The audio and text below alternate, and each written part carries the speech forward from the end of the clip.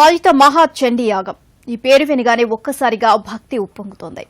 Telangana CM KCR నిర్వహించిన ఈ యాగం చూసిన వారికి కన్నుల పండుగే. అయితే ఇప్పుడు అలాంటి యాగమే పవిత్ర గోదావరి తీరాన జరుగుతోంది. అత్యంత నియమనిష్టలతో భక్తి శ్రద్దలతో జరుగుతున్న ఈ యాగం పేరే సోమయాగం. నవ నారసింహ క్షేత్రమైన ధర్మపురిలో జరుగుతున్న ఈ సోమయాగంపై స్పెషల్ ఫోకస్.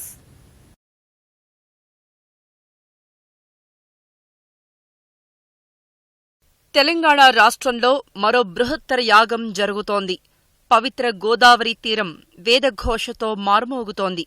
నవ నారసింహ క్షేత్రం గోదావరి దక్షిణాభిముఖంగా ప్రవహించే పుణ్యతీర్థమైన ధర్మపురిలో ఈ క్రతువు సాగుతోంది. ఈ మహాక్రతువు పేరే సోమయాగం.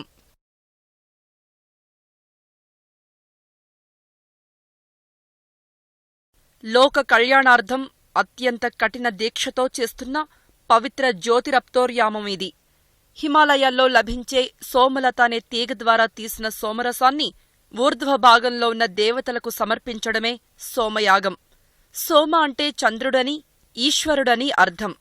అమితంగా చంద్రశక్తిని గ్రహించే ఏకైక లతగా చంద్రకళలతో సమానంగా పెరుగుతూ సమానంగా తరిగే ఏకైక ఔషధీరాజంగా సోమలత అంత విశిష్టత సంతరించుకుంది.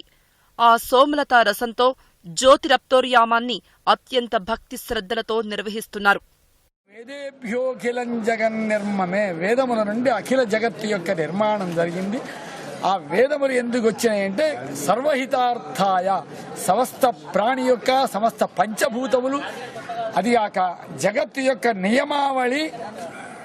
జగత్తును ఉత్పత్తి చేసే ముందు నియమావళిని ఉత్పత్తి చేసి జగత్తును ఉత్పత్తి చేశారు. ఆ నియమావళి ఏమిటి అంటే వేదవాక్యము. ఆ నియమము ద్వారా జగత్తు నడవడం కొరకు ఇది ఏర్పడ్డది. ఆ చేసిన దాంట్లో చెప్పినవన్నీ ధర్మాలన్నీ పరమేశ్వరుని యొక్క ఆరాధన ఇన్ని రకాలుగా 40 సంస్కారముల ద్వారా శారీరకమైన ప్రపంచ విశ్వరూపంలో ఉన్న పరమేశ్వరుని యొక్క ఆరాధన.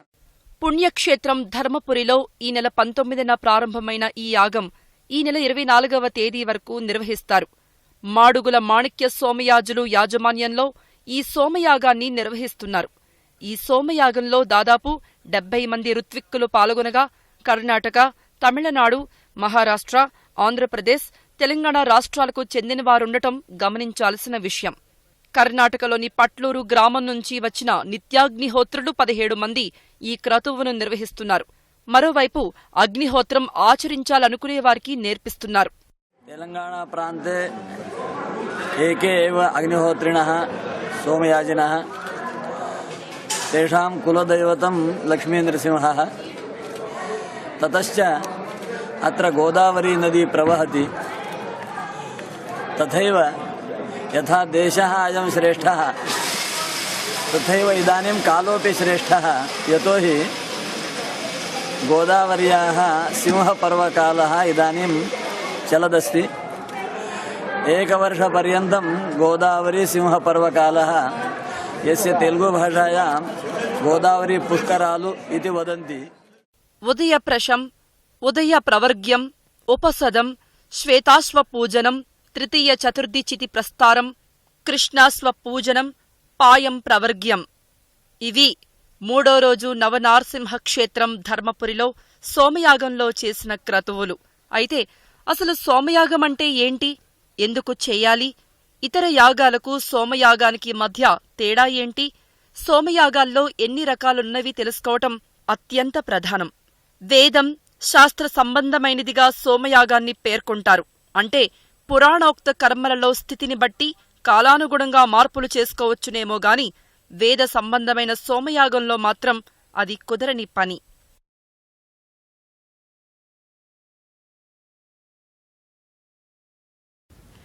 అసలు ఈ సోమయాగం ఎలా నిర్వహిస్తారు? శాస్త్రంలో నిర్దేశించిన ప్రకారమే నియమం, నిష్ఠ, నిబంధనల ప్రకారమే కఠోర దీక్షతో జరిపించాలి.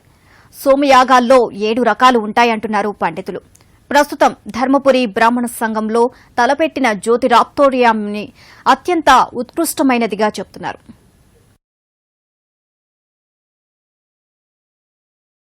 ఎంతో కఠిన దీక్షతో చేసే సోమయాగంలో 7 రకాలు ఉంటాయి.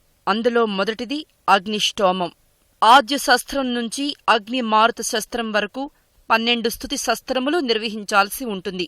ఇక రెండోది అత్యగ్నిష్టోమం. ఇందులో అగ్నిష్టోమ స్తుతి శస్త్రములతో మొత్తం 13 స్తుతి శస్త్రములను నిర్వహించాల్సి ఉంటుంది. ఆ తర్వాత మూడోది ఉక్త్యం. అగ్నిష్టోమ స్తుతి శస్త్రములను 15 నిర్వహించాల్సి ఉంటుంది.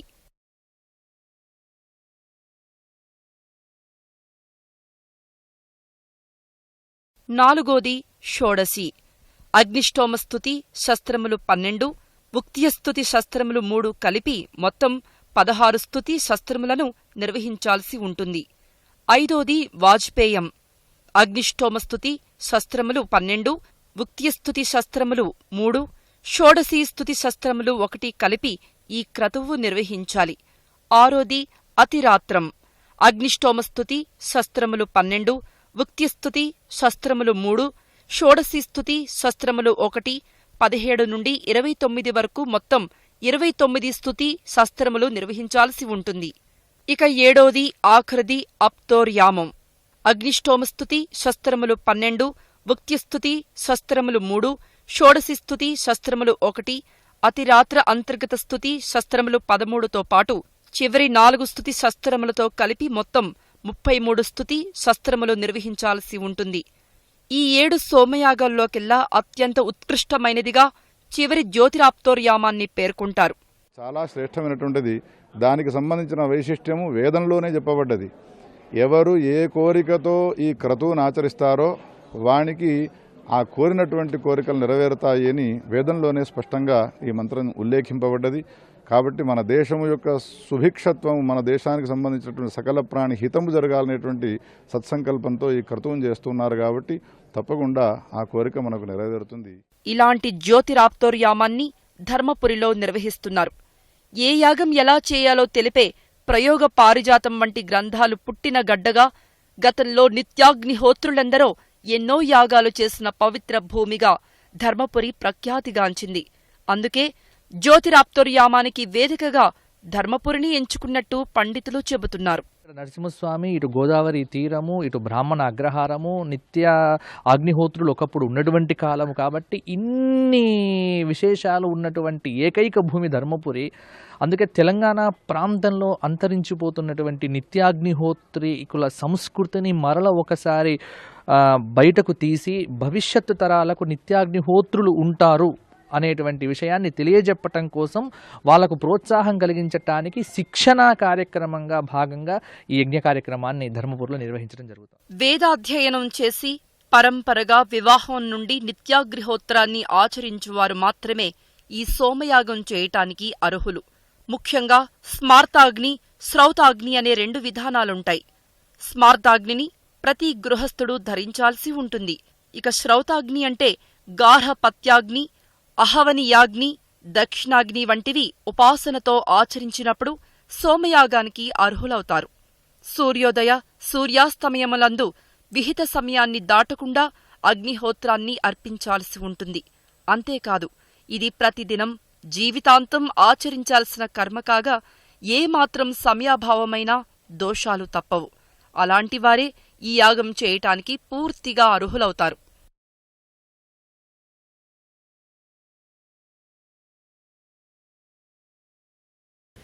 అంత కఠోర దీక్ష, నిష్ఠతో చేసే ఈ సోమయాగాన్ని 3 రకాలుగా నిర్వహించవచ్చు. ఒక్క రోజులో పూర్తయ్యేది ఏకావాహమని, 12 రోజుల్లో పూర్తయ్యేదాన్ని ఆవిహనమని, 12 రోజుల పైన పూర్తయ్యేదాన్ని సత్రమని అంటారు. సోమయాగం వల్ల మానవ కోరికలు నెరవేరకపోవచ్చునేమో గాని ప్రకృతికి ఏవి అవసరమో అవి తప్పనిసరిగా నెరవేరుతాయని ప్రతీతి.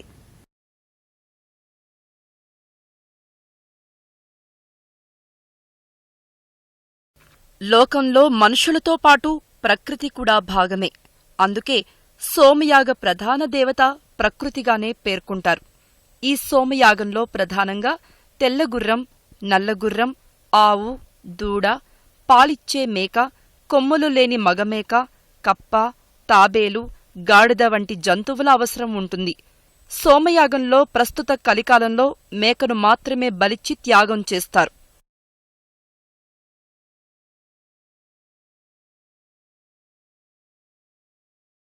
శృతి అనగా వేదాలని, సమస్త జీవరాశుల సృష్టిని గూర్చి ఋగ్వేదం, స్థితి సంస్కారాల గురించి యజుర్వేదం, సర్వశక్తితో ప్రకృతిని శుద్ధిపరిచి ఆనందాన్ని పొందటం సామవేదం, అణువులను ఛేదించి లయము చేయుట, కణాలను కలిపి జీవింపచేయుట వంటివి అథర్వణ వేదాల ద్వారా తెలుపబడుతున్నవి.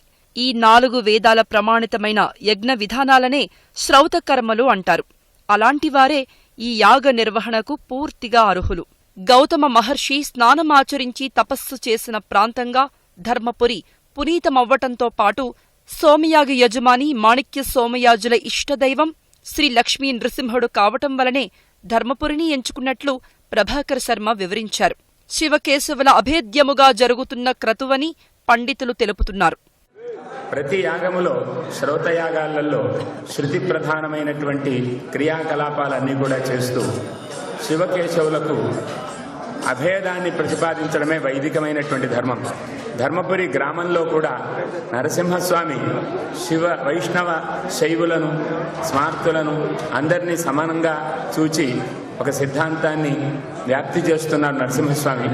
అదేవిధంగా ఈ శ్రౌతయాగంలో కూడా అభేద కల్పన అంటే ఏ మతానికి అలాగే ఏ జాతికి భేదము లేకుండా ఒక లౌకికమైనటువంటి ధర్మము సిద్ధించాలి. ఆ లౌకికమైన ధర్మం ఏమిటి అంటే ప్రజాక్షేమం. జ్యోతిరాప్తోర్యామంలో ఎగురుటకు సిద్ధంగా ఉన్న గరుడ పక్షి ఆకారంలో కొలతల ప్రకారం ఇటుకలను పేరుస్తారు. మొదటిసారి 1000 ఇటుకలతో మోకాలి వరకు, రెండోసారి చేస్తున్నవారు 2000 ఇటుకలతో నాభి వరకు, మూడోసారి చేసేవారు కంఠం వరకు 3000 ఇటుకలతో పేర్చాల్సి ఉంటుంది. సోమయాగం 2వ రోజున ప్రవర్గ్యంలో యాగపురుషుడి దర్శనం కూడా కావటంతో యాజ్ఞికుల్లో ఆనందం వ్యక్తమైంది.